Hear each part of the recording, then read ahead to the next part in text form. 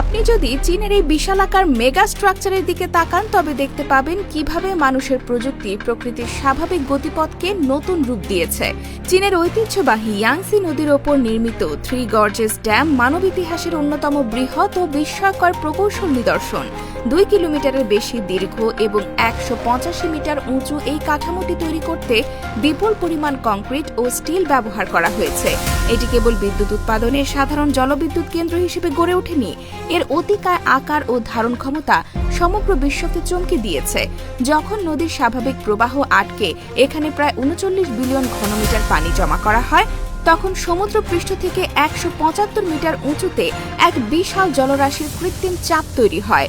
এই অভূতপূর্ব কৃত্রিম পরিবর্তন আমাদের গ্রহের স্বাভাবিক ভারসাম্যে প্রভাব ফেলে। প্রকৃতি ও বিজ্ঞানের মধ্যকার সম্পর্কের গভীরতা বুঝতে হলে পৃথিবীর ভর এবং এর আবর্তন গতির মূল সূত্রগুলো পর্যবেক্ষণ করা প্রয়োজন। যখন কোনো গ্রহ নিজের অক্ষের উপর ঘোরে তখন তার ভরের অবস্থান গ্রহটির গতি নির্ধারণ করে।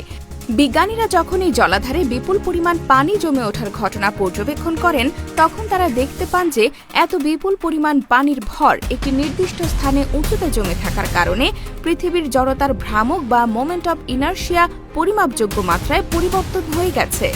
আপাত দৃষ্টিতে এই অতি সূক্ষ্ম সময়ের ব্যবধান মানব জীবনের দৈনন্দিন কার্যক্রমে প্রকাশ না পেলেও পরমাণু ঘড়ির সূক্ষ্ম হিসাব এবং জ্যোতির্বিজ্ঞানের স্কেলে এটি এক বিরাট বৈজ্ঞানিক মাইলফলক।